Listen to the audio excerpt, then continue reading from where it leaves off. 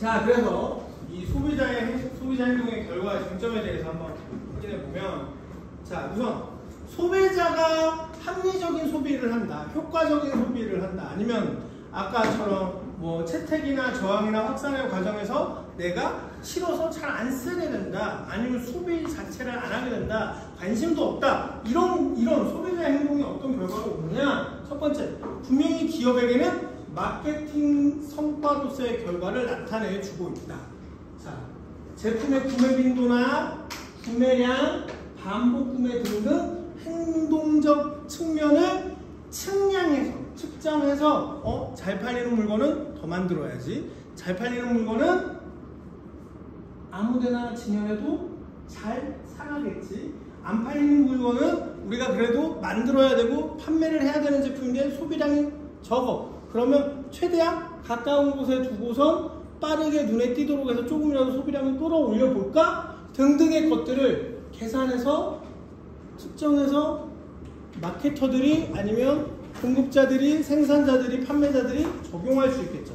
그래서 소비 행동의 결과는 분명히 마케팅 성과로서 결과를 볼 수 있다. 그래서 특히나 이러한 소비자들의 행동 패턴을 읽어서 측정함으로써 브랜드 충성도, 동일 브랜드 반복 구매라던가 브랜드를 지지하고 타인 추천하는 데까지 연계된다. 소비자 행동이 내가 구매를 잘한다, 소비를 잘했다로 끝나지 않고 그 다음에 좀 더 확장되는 행동들도 함께 일어나고 그게 마케팅 성과로 분명히 볼 수 있다라는 겁니다.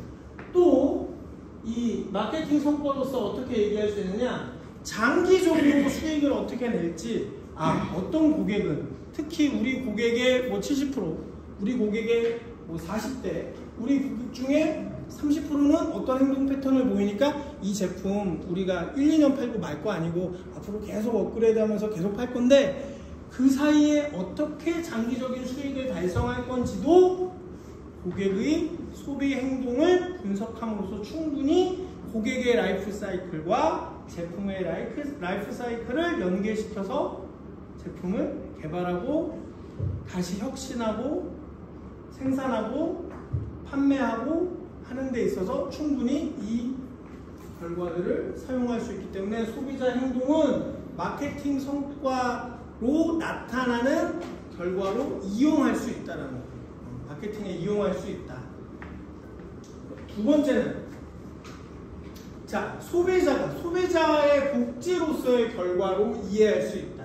뭐냐? 소비자 행동이 가장 우리가 중요시하는 개념 중에 만족했느냐, 후회 또는 불만족했느냐인데, 자, 심리적으로 또는 태도적으로 내가 만족을 하면 기분이 좋아. 기분이 좋아서 행동이 좋아져.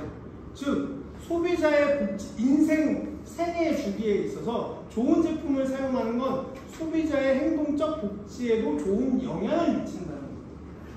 단순하게 그냥 제품 좋은 거 써서 그냥 잠깐 만족을 얻었다고 생각하지 않고 그 만족이 그 소비자의 전반적인 인생에도 영향을 미친다는 거지. 그래서 소비자 행동은 소비자에게 좋은 복지로서의 결과도 가져다 줄 수 있다라고 우리는 해석을 큰 의미에서 할 수 있다. 좋은 제품을 만드는 건 소비자에게 좋은 인생을 제공하는 복지의 한 방법이 될 수 있다라고 결과를 해석해 보는 겁니다. 여기 써놨잖아요. 삶의 질의 경험, 소비의 경험이 소비자의 심리적, 사회적 삶의 질에 충분히 좋은 긍정적 영향을 미친다. 그런데 반대로 불만족하거나 후회한다면 삶의 질에 영향을 좋은 영향을 못 미칠 수 있지. 예를 들면 판매원이나 영업사원들의 여러 가지 아주 달달한 말에 속아서 나한테 필요도 없는 물건을 사더니 돈을 낭비하게 됐어. 그것도 나쁜 영향, 내 삶에 안 좋은 영향을 미치는 거고, 아니면 좋은 제품이긴 한데 나한테 맞지 않는 걸 사용해서 만약에 신체적으로 어려움을 겪거나 불편함을 겪거나 하면 그것도 삶의 질에 악영향을 미친 거겠죠. 그래서 분명히 소비자 행동은 그 사람의 생애적으로 복지의 결과로도 나타난다.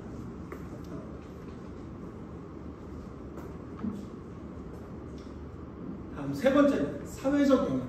소비자 행동은 마케팅 성과이기도 하고 소비자의 복지 결과로도 나타나는데 사회적으로도 충분한 영향력과 결과를 나타낸다. 자, 소비자 운동 활성화, 불공정 거래라던가 여러 가지 문제가 있을 때 사회 운동하면 사람들이 불매 운동하기도 하고요. 그런 것들도 사회적 영향이겠죠. 그리고 친환경 아니면 공정무역 제품을 선호함으로써 윤리적 소비도 실천하기를 바라는 것, 이런 것들도 소비자한테 영향을 미치고 그게 사회에 충분히 영향을 미치고 있지. 그러다 보니 기업들이 마케팅적으로 결국엔 기업들은 마케팅적으로 움직일 수밖에 없지만 소비자한테 긍정적 이미지를 심어줄 수 있다면 그렇지 못하다 하더라도 우리가 조금 더 윤리적인 생산을 하는 것처럼 윤리적인 유통을 하는 것처럼 보여주려고 노력하는 경우들이 굉장히 많죠. 그래야지만 소비자들이 부정적 감정이나 부정적 행위를 대응하지 않기 때문에 그 기업에 대해서 또는 부정적 일이 벌어졌을 때 조금이라도 긍정적 대응으로 커버해서 막아서 제한적으로 영향력이 축소될 수 있도록 만들려고 하죠. 그게 다 뭐겠어? 소비자 행동이 사회적 영향력을 만들어내기 때문에. 기업 하나 문 닫게 하는 거 쉽다는 얘기 금방금방 요즘엔 자주 하죠. 나쁜 짓 했어? 너네 문 닫게 할 거야. 한때 우리나라에서 지금 그래도 어떻게 잘 생존하고 있지만 코로나 팬데믹 터지기 직전에 일본 기업들이 우리나라에서 거의 사라질 뻔했어요. 그렇죠? 그런데 거기다가 실제로 우리나라 국내에서 수입품 실적에서 미미한 영향력을 갖던 일본 브랜드들은 당시에 다 철수했어요. 유니클로도 그렇게 동네마다 많던 것들이 큰 백화점 몇 군데 직영점 빼고 직접 대형으로 운영하는 대규모 점포 빼고는 소규모 유니클로 점포들은 거의 다 사라졌죠. 왜? 일본 제품 불매 운동 때문에. 소비자들이 충분히 사회적 영향력을 가질 수 있다. 소비자의 행동 패턴이 나 사회적으로 문제 일으키고 정치적으로 문제 일으키는 국가의 제품은 안 살 거야. 그 여론 하나에 유니클로가 우리나라에서 왔다 갔다 해요. 토요타도 철수할 뻔했는데 그래도 시장 점유율이 있다 보니까 버티긴 했어요. 근데 혼다와 토요타를 제외한 나머지 일본 자동차 회사들은 다 국내에서 마켓을 철수했어요. 직수입하는 거 이외에는 방법이 없어요. 이제 국내 지점을 다 철수시켰습니다. 사회적 소비자의 행동 패턴이나 행동 역량이 사회적으로도 충분히 영향을 미친다. 자, 그럼 이렇게 개인적으로든 기업의 마케팅적으로든 아니면 사회적으로든 영향을 미치는 소비자의 행동들이 정말 완벽한 걸까? 논쟁거리나 쟁점은 없을까를 살펴보자는 겁니다. 그게 첫 번째. 자, 최근에 와서 소비자 행동의 주요 쟁점 중에 하나는 앞서 잠깐 써 있었지만 윤리적 소비의 확산, 환경보호하겠다, 사회정의를 실현하겠다, 동물복지, ESG 기반 전략. 그래서 윤리적 소비를 하는 게 좋다라고 확산을 하고 있는데 이걸 논쟁거리로 삼을 수 있어요. 충분히. 과연 소비자들이 윤리적 소비를 한다는 것이 진짜 지구 환경을 되살려 놓을까? 복구할 수 있을까? 그리고 그것만으로도 우리가 생각하는 미래를 그릴 수 있을까?를 생각해보면 비용이나 시간을 계산할 때 소비자들이 그렇게 하는 건 너무 오래 걸려요. 생산자 자체가 알아서 윤리적 생산을 해야 돼 라고 하는 거죠. 그래서 여러분들 융합경영에서 이 ESG 경영을 중요시하는 거예요. 사실 ESG 경영뿐만 아니고 소비자들이 ESG와 관련된 소비를 해야 된다고 강조하지만 그 영향력이 매우 오래 걸리거나 생산자가 기업이 직접 하는 ESG 경영에 비하면 그 속도가 영향력이 미치는 효과에 대한 반응 속도가 느릴 수밖에 없어요. 그래서 소비자가 이렇게 열심히 긍정적 캠페인이나 운동을 하는 게 맞아? 소비자가 아니고 생산자가 해야 되는 거잖아 라고 아직도 싸운다. 그리고 기업의 입장에서 너희들이 소비자들 너희들이 그렇게 하더라도 영향력은 약하니 너희들 하지마. 우리가 알아서 할 거야. 그리고 사기 싫으면 사지마. 이렇게까지 얘기하는 기업들도 있어. 왜? 왜 그런 기업들은 굳이 그렇게까지 부정적 이야기를 할까? 한계가 있기 때문에. 기업의 입장에서도 비용이나 시간이나 여러 가지 생산 능력의 한계가 존재해. 자기네들이 만들어서 팔 수 있는 건 이 정도의 물건이야. 근데 소비자는 계속 요걸 요구해. 그러면 그럼에도 불구하고 이 기업은 요만큼이라도 만들어서 팔아야 되거든. 그래야지 먹고 사니까. 생계를 유지하고 경영을 유지하니까. 근데 소비자들이 능력이 안 되는 회사한테 계속 요구한다? 그거는 문 닫으라는 얘기밖에 안 돼요. 그냥 기업들은 오히려 거기에 반대하거나 아니면 역반응을 일으킬 수밖에 없는 상황이 벌어지기도 한다. 그래서 윤리적 소비의 확산이라는 게 분명히 소비자들한테는 좋은 의미이고 분명히 우리가 사는 세상을 위해서 굉장히 좋은 거지만 저게 일면에는 어떤 사람들은 윤리적 소비 좋아 하지만 내 돈 가지고 내가 소비하는데 왜? 라고 하는 반문을 하는 사람들도 분명히 있고 그게 부딪히는 지점이 존재한다. 아는 정도는 알 필요가 있다는 거예요. 분명히 좋은 건 윤리적 소비예요. 이거 자체가 나쁠 수는 없어. 하지만 이것 또한 논쟁거리. 왜? 내가 벌어서 내가 쓴다는데 왜? 라는 퀘스천 마크를 달고 있는 거지. 일부의 집단들은. 하지만 모두 다 같이 사는 이 지구를 위해서 기업도 소비자도 현재로서는 대부분 노력은 이렇게 하고 있다. 자, 그리고 소비자 행동하는 데 있어서 또 다른 쟁점은 뭐냐? 정보의 비대칭 그리고 소비자를 어떻게 보호할 것인가. 소비자는 지금은 디지털 시대로 변환되면서 우리가 정보를 얻을 수 있는 플랫폼이 너무 많아졌어요. 그래서 그나마 나아지긴 했으나 그래도 정보의 비대칭이 존재해요. 거기서 소비자의 권익이 보호가 안 되는 경우도 굉장히 많아. 특히 그런 분야가 어디겠어요? 하이테크 기술, 매우 지식 수준이 높은 소비재에서 그런 일이 벌어지지. 의료, 자동차 같은 것들. 소비자가 가지고 있는 정보와 공급자가 가지고 있는 정보의 비대칭이 너무 커서 소비자의 권익이 보호되지 않는 것. 그런 부분들을 꾸준히 우리가 고민하고 개선하기 위해서 노력할 필요가 있다라고 마케터들이나 우리같이 선생님같이 경영학을 소비학을 연구하는 사람들은 얘기를 합니다. 하지만 그 갭을 줄인다는 것 자체가 매우 힘들어요. 현실적으로. 그럼에도 불구하고 분명히 소비자가 어떤 물건을 소비하고 구매하는 데 있어서 정보의 비대칭은 결과적으로는 소비자의 권익을 보호하는 데 악영향을 미치기 때문에 이 갭을 줄이는 걸 매우 중요하게 생각하고 있다. 그리고 이런 게 나타나는 사례들이 뭐? 허위 광고 또는 후기를 조작하는 경우들, 그 다음에 정보 진위 식별이 어려운 경우, 이게 진짜인지 아닌지가 잘 식별이 안 되는 경우들, 그 다음에 제도가 약해서, 아니면 소비자가 대응하기에 제도가 너무 복잡해서. 우리 무슨 일 있으면 소비자보호원에다가 신고하면 돼요 라고 하지만 신고하는 거 이외에 뭘 어떻게 해야 될지 아무도 일반적으로는 모르지. 잘못 샀는데 잘못 구입했는데 아니면 제품에 하자가 있는데 막상 고객센터에 연결했으니 우리랑은 책임이 없습니다. 그럼 소비자보호원에다가 신고하라고 하는데 신고하는 것 이외에 그 다음 프로세스는 어떻게 되는지 우리는 일반적으로 잘 알지 못하죠. 그런 문제들. 그런 갭들을 줄여갈 필요가 있다라고 계속 소비자 행동에서는 이쪽 항공 계열에서는 얘기를 합니다. 그 다음에 지금 시대에 와서 디지털 전환이 빠르게 이루어지면서 소비자 행동에서 가장 이슈화되는 부분은 소비자의 통제력이 점차 부족해지고 있다.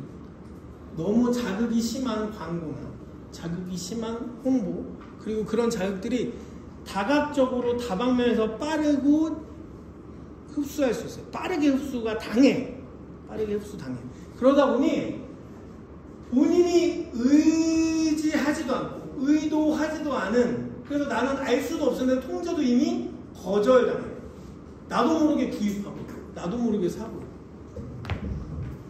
선생님도 가끔 보면요, 가만히 거실에 앉아있다가 나도 모르게 쿠팡을 보고 있어. 나도 모르게 손이 가. 근데 디지털 환경이라는 것이 이 손 안에 쬐고만 스마트폰으로 다 할 수 있게 되면서 나도 모르게 하는 행동의 습관이 많이 생겨났어요. 굳이 뭐 살 거 없는데 계속 쿠팡을 보고 있어. 뭐 살 거 없나? 아니, 살 게 있어서 찾는 게 아니고 뭐 살 거 없나? 그러고 보고 있어. 되게 희한해졌죠. 과거에는 살 게 있어야지 시장에 갔고 살 게 있어야지 쇼핑몰에 갔는데 아이 쇼핑하는 것도 아니고 쿠팡을 그러면서 계속 보고 있는 거야. 신기하지? 근데 그게 왜? 편리해졌으니까. 과거에는 아이 쇼핑을 한다 하더라도 버스 타고 내 차 타고 백화점까지 갔어야 돼. 최소한 도달하는데 30분이 걸려. 근데 지금은 핸드폰만 딱 키면 1초 안에 바로 내 눈앞에 펼쳐지니까 편리해졌잖아. 그래서 디지털 시대로 오면서 소비자 통제력이 점차 약해져서 통제력이 점차 약해지니 문제가 또 나타나. 알고리즘의 무분별한 추천. 이거 당신이 소비했던 걸 패턴을 보면 이 제품 너한테 필요할 것 같으니까 꼭 사 라고 강요해. 마케팅 강요 아닌 강요. 안 사면 그만이긴 한데 계속 올라와. 이거 뭐지? 하고 봤다가 재밌는데? 구매하게 되고. 그리고 또 하나 그런 경우가 있고, 강제로 알고리즘에 떠서 그 다음에 또 하나 여기서 얘기하는, 자, 내 알고리즘을 컴퓨터가 파악했어. 근데 나는 원하지 않는 제품이야. 근데 계속 떠. 그러면서 자, 우리가 스마트폰이나 태블릿이나 컴퓨터에서 화면의 크기는 한정되어 있어요. 그쵸? 내가 고를 수 없어. 보여주는 것만 고르게 되는 거야. 그것도 뭐야? 소비자의 선택권을 침해하는 거다. 디지털 전환 시대에 알고리즘에 의해서 소비를 하다 보니 뭐냐? 실제로 진짜 진정한 소비자의 선택권은 침해당하고 있다. 우리가 백화점에 간다 그러면 내가 백화점이 구비해놓은 브랜드 내에서 돌아서 구경하러 다니다가 내가 정말 사고자 하는 게 있을 때 사거나, 아니면 여기 그 브랜드가 없어 그러면은 대체제를 사거나, 아니면 그 브랜드가 있는 다른 백화점으로 가거나 하는데, 디지털 전환 시대에 온라인 플랫폼에서 쇼핑하는 거는 그렇게까지 사람들이 안 한다는 거예요. 왜? 계속 좋은 말로 추천을 계속 해주거든. 이래서 너한테 필요한 거다라고 잘 설명을 해놨으니까 그것만 보고 믿고 사게 돼. 그러다 보니 진정한 소비자의 선택권이 방해받는 경우가 많아지고 있다.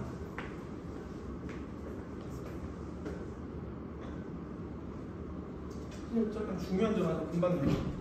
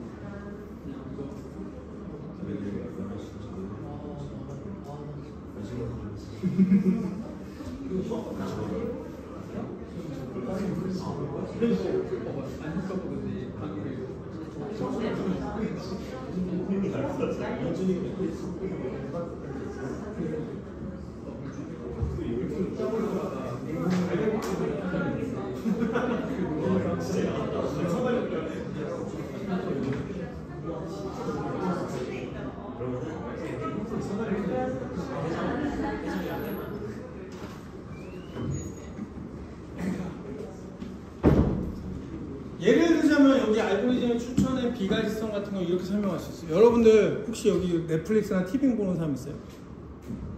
넷플릭스 본다. 가입해서. 근데 거기 보면은 맨 앞에 홈페이지 보면 몇백만 건의 콘텐츠가 있다고 하죠. 근데 다 검색 가능해? 안 가능해. 다 검색 안 돼요.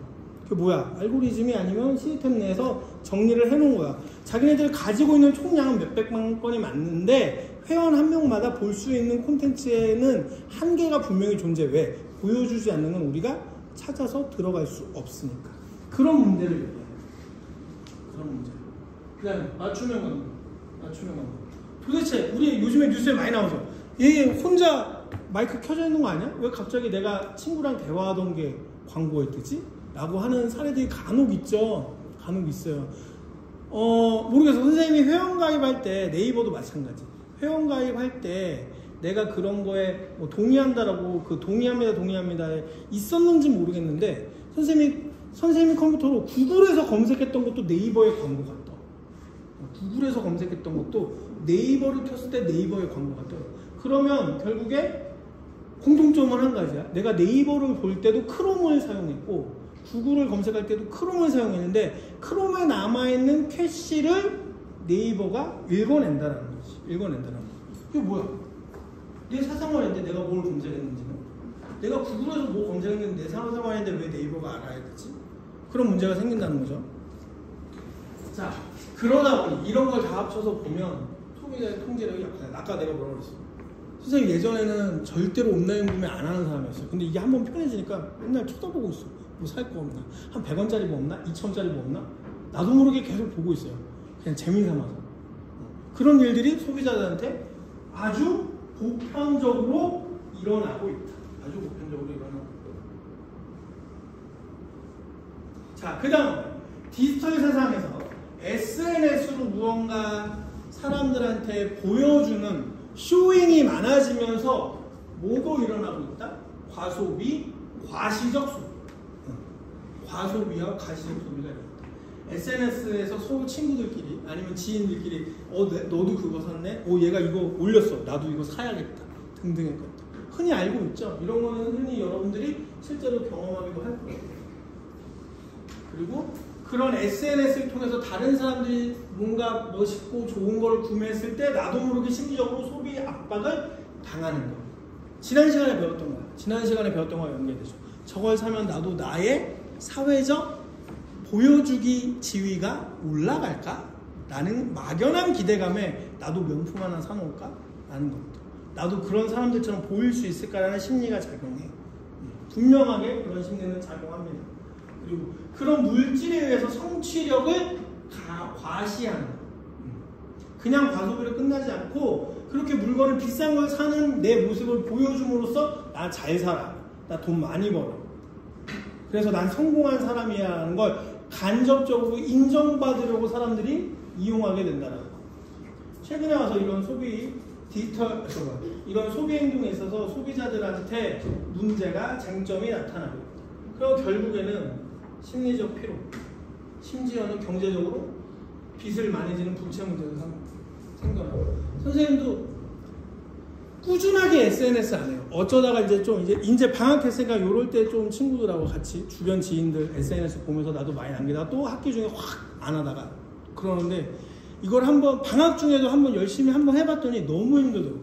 왜냐면 이거를 누군가 나한테 댓글을 남겨주면 아니면 좋아요를 눌러주면 나도 그 사람 거에 들어가서 이걸 해줘야 된다라는 그런 부담감도 생기더라고요. 그래서 어쩔 때는 SNS를 싹 다 접을 때도 있고 아예 그냥 쳐다보지도 않을 때도 있고 아이디가 있어도 어플 지워놓을 때도 있고. 근데 또 그러다 보니 주변 사람들의 소식을 못 들으니까 어쩔 수 없이 다시 오픈해 놓는 경우도 있고. 그런 문제들이 소비에서도 나타나요. 소비에서.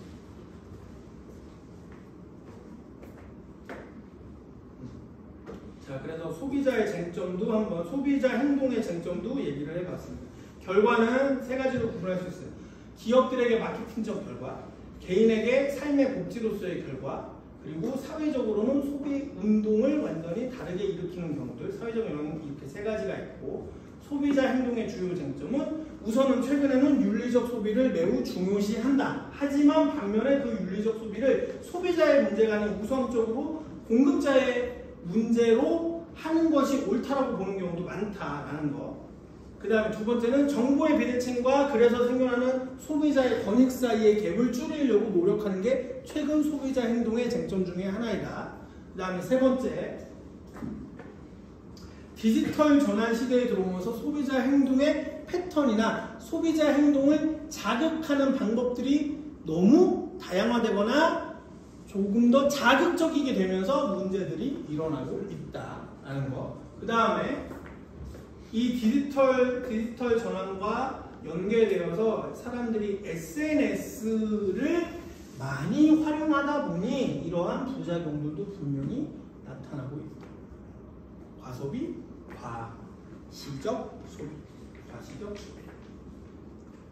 과소비와 과시적 소비는 뭐가 좀 다를까요? 개념으로 보자면, 설명을 하자면, 과소비는 뭐겠어? 내 경제력에 비해서 비싼 걸 사는 거겠죠. 필요 없는데 비싼 걸 사는 거겠지. 그래서 과소비는 이렇게 얘기하는 게 더 쉽겠다. 필요하지만 여러 가지 물건이 있는데 다양한 모델들이 있는데 굳이 비싼 걸 사는 게 과소비거나 아예 필요가 없는 상황에서 사는 것이 거고, 다른 사람들도 쓰니까 나도 합니다라는 걸 보여주기 위해서 하는 게 과시적 소비겠지. 굳이 선생님 가끔 선생님 와이프랑 싸우는 것 중에 하나가 뭐냐면요, 어디 놀러 가지, 어디 맛있는 거 먹으러 가지, 근데 되게 멀어. 왜 가야 되는데 자기도 SNS에 올리고 싶대. 됐다고. 굳이 왜 가? 거기를 운전까지 2시간을 해가면 거기 왜 가야 되는데, 그게 일종의 과시적 소비야. SNS에 올리고 싶어서 비싸진 않지만 해보고 싶다라는 거잖아. 굳이 필요 없지. 그게 과시적 소비라고 할 수 있죠. 그런 차이는 좀 분명히 존재한다는 거. 자, 이렇게 해서 이번 학기 소비자 행동 분석 전체 내용을 마지막으로 정리를 했습니다. 자, 그러면 이제 다음 주